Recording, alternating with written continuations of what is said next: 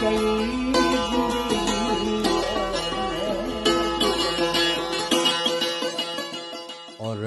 Current affairs के हवाले से जो चल रहा है उसके पीछे असबाब क्या हैं, उसमें बाज़ एक नॉनसेंसिकल डेवलपमेंट्स जो हैं वो ऐसे ही, अब मतलब ये तो नहीं है कि वो बुलबुले से फूटने शुरू हो गए बगैर किसी वजह के, कोई उसके पीछे सिलसिला होगा। वो बेरुखी बेसबब नहीं गालिब, कुछ तो है जिसकी पर्दादारी है।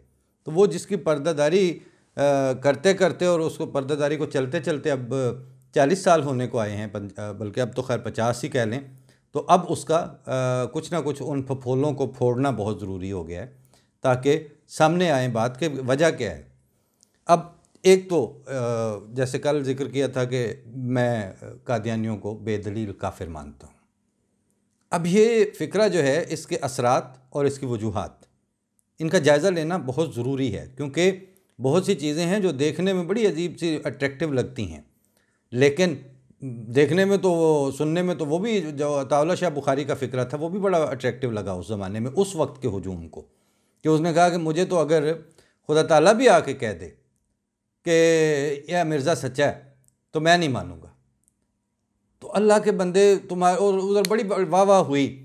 और जैसे वो तहकीकाती अदालत के रिपोर्ट में या इससे पहले भी जजों ने जो अताउल्लाह शाह बुखारी के एज ए मुकर्रर स्टेटस डिफ़ाइन किया था, उसमें एक लाइन ये भी थी कि जिन लोगों को सिनेमा की टिकट नहीं मिल सकते थे और वो नाकाम रहते थे उस रात की किसी तफरीही चीज़ें सुनने या देखने को, वो फिर अताउल्लाह शाह बुखारी का शो देखने यानी उसकी तकरीर सुनने चले जाते थे। ये तो क्रेडेंशियल रहे हैं उनके। इस क्रेडेंशियल और इस बैकग्राउंड और इस सतह के लोगों के घड़े हुए जुमलों पे आपकी इस वक्त जो इश्क रसूल है उसकी बुनियाद खड़ी है, और उसको ना आपको कोई पूछने वाला है, ना देखने वाला है, और ना उसके ऊपर कोई सवाल उठाने वाला है। बाय द वे, एक उसी ज़माने में जब शोरश कश्मीरी और इन लोगों का तूती बोल रहा था, तो उन्होंने वो 53 वाले फसादात में, जब ये लाहौर में रोज़ाना तमाशा लगता था कि ख़त्म नबूवत और एहरार और ये कर देंगे, तो वो जुलूस निकला हुआ है। और पार्टी हाउस में एक साहिब फ़िक्र शायर और अदीब बैठे हुए हैं, तो वो तो जब मुंह से मुगल्लज़ात और झाग उड़ाता हुआ जुलूस गुजरा तो नारा एक ही था कि ख़त्म नबूवत जिंदाबाद, ख़त्म नबूवत जिंदाबाद। तो वो स्टूडेंट्स थे, तो स्टूडेंट्स में से एक को बुला के, जो बाद में ख़ुद साहिब तर्ज अदीब बने, उन्होंने कहा इधर आओ यार बात सुनो। उनके चूँकि वो टीचर या उस्ताद की सतह के थे तो वो आए बड़े मुअद्दब, जी सर। उन्होंने कहा ये अभी तो तुम लोगों को होश नहीं है और आप किसी की बात क्या सुनोगे, लेकिन जब ये आपका जुलूस और ये सारा तमाशा बर्खास्त हो जाएगा तो इनके जो करता धरता है उनसे एक बात तो ज़रा पूछना कि ये जो तुम बड़े फ़ख्र से नारा लगा रहे हो ख़त्म नबूवत जिंदाबाद, इसके मतलब पे कभी गौर किया? कहते सर क्या मतलब? कहते भाई जब तुम ख़त्म नबूवत को जिंदाबाद कहते हो तो इसका मतलब ये हुआ कि नबूवत बाई इटसेल्फ मुर्दाबाद, वरना ख़त्म नबूवत का जिंदाबाद होने का क्या जस्टिफिकेशन बनती है?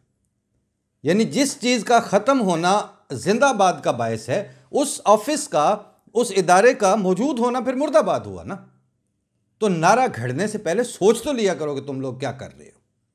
इसी तरह अब ये जुमला कि मैं कादियानियों को बेदलील काफिर मानता हूँ, ये घड़ के दे दिया और ये लेके चल पड़े।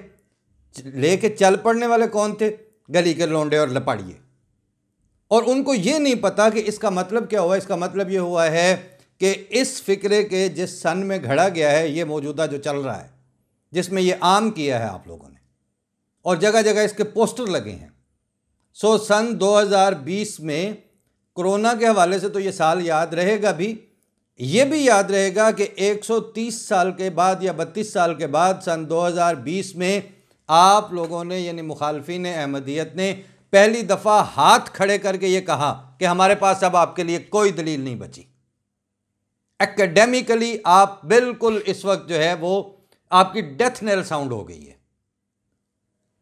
अब आपके पास, यानी आपने इकरार कर दिया है ये जुमला घड़ के और इसको पोस्टरों पे छाप के, कि अब आपके पास अहमदियों के साथ एकेडमिक डोमेन में, इंटेलेक्चुअल डोमेन में, रिलीजियस डायलॉग की डोमेन में और इल्मुल कलाम की डोमेन में कहने के लिए अब आपके पास कुछ भी नहीं बचा। और इसको आपने फ़ख्र से पेश कर दिया है। ये एक उसका एस्पेक्ट है। दूसरा एस्पेक्ट, जब आपने ये ऐलान कर दिया कि आपके पास अब दलील कोई नहीं और आपने बेदलील काफिर कहना है, बेदलील इनके साथ, यानी काफिर कहने और डिक्लेयर, पहला स्टेज थी आपकी डिक्लेयर करना नॉन मुस्लिम 73-74 में।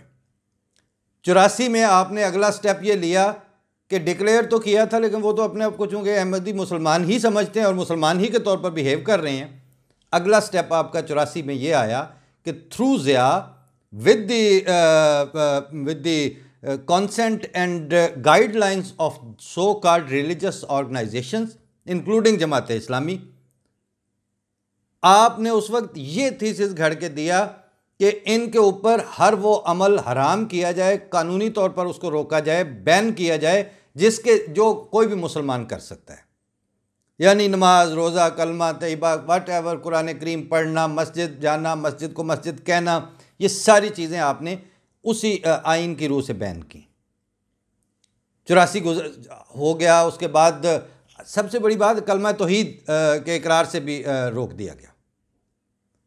उस वक्त आपके देखने वालों ने देख लिया था, आपकी अदालतें देख रही थी, वहाँ आवाज़ें पढ़ रहे थे कि ओ कलमे वाला ने बुलाओ, आवाज़ लगाते हैं ना, जैसे फ़लाँ फ़लाँ दफ़ा के मुलज़म पेश हों, वो सारा आपके सामने होता रहा।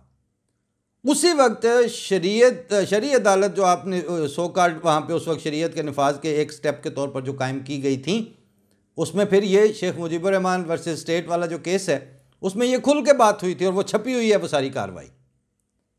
उसमें उन आपके जस्टिस साहिबान ने ये तस्लीम किया कि आपको कुरान पढ़ने से कोई नहीं रोक सकता, आपको आज़ सल्लल्लाहु अलैहि वसल्लम को अपना रसूल समझने और उन पर दरूद पढ़ने से कोई आईनी तौर पर रोक नहीं सकता, इसका हमारे पास कोई मैकेनिज्म नहीं है। ये बातें उस वक्त हो चुकी थी।